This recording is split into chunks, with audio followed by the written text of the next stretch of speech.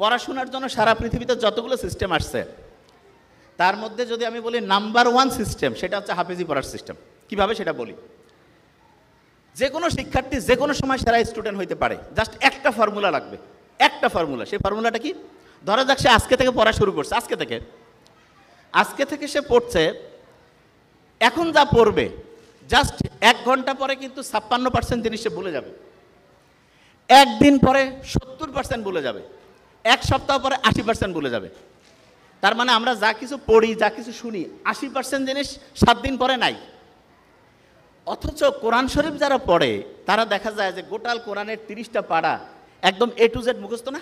তারা কিভাবে খেয়াল রাখে? কেউ যদি হাফেজি পড়াটা দেখবে যে হাফেজিতে যারা পড়ে ভোরের টাইমে তারা একটু পড়ে এবং সকালে আবার একটু পড়ার পরে দুপুরের পর থেকে তারা রিভিশন দেয়, মাগরিবের পরে তারা রিভিশন দেয়, এশার পরেও রিভিশন।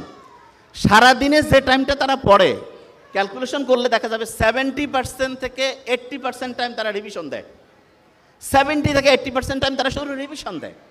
এবং ইন্টারন্যাশনালি বলতেছে যে একটা স্টুডেন্ট অসাধারণ হবে যদি সে দৈনিক যে পরিমাণ টাইম পড়ে তার 70% টাইম সে যদি রেগুলার রিভিশন দেয় তাহলে সে অসাধারণ স্টুডেন্ট হবে।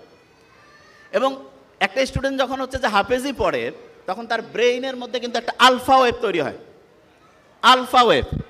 এবং এই ওয়েভটা এমন, ধরা যাক আপনি নর্মালি একটা পৃষ্ঠা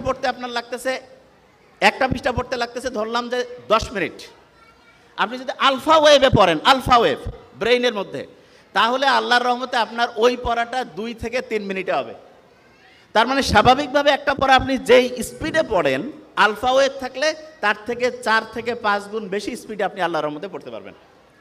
তাহলে যারা কোরআনের হাফেজিতে পড়ে তারা কিন্তু ব্রেইনে আলফা ওয়েভ তৈরিটা অটোমেটেড হয়। ওই যে আমি যখন কোরআন তেলাওয়াত আমরা শুনলাম তখন একটা ভালো লাগছে না সবার? কোরআন যখন শুনলাম কি কারণে ভালো লাগলো? কারণ কোরআনের আয়াতগুলো আল্লাহ এমনভাবে অ্যাসেম্বল করছেন, যখনই আমরা শুনি তখন ব্রেইনটা কুল ডাউন হয়। এবং ব্রেইনটা কুল ডাউন হয়ে গেলে ব্রেইনের মধ্যে প্রতি মুহূর্তে যে হচ্ছে বিভিন্ন ঢেউ আছে, ঢেউটা এমন লেভেলে আসে যেটার নাম হচ্ছে আলফা ঢেউ, এবং এই ঢেউটা ব্রেইনের জন্য খুব উপকারী।